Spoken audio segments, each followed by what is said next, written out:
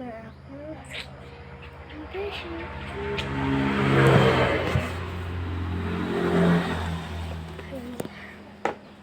Iniwan ko na bag ko sa school.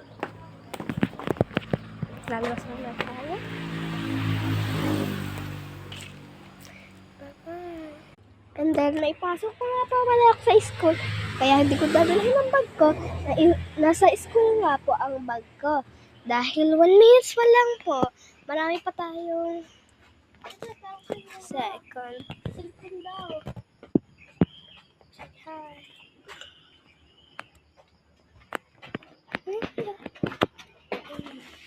Ayan na po, papasok ako sa likod.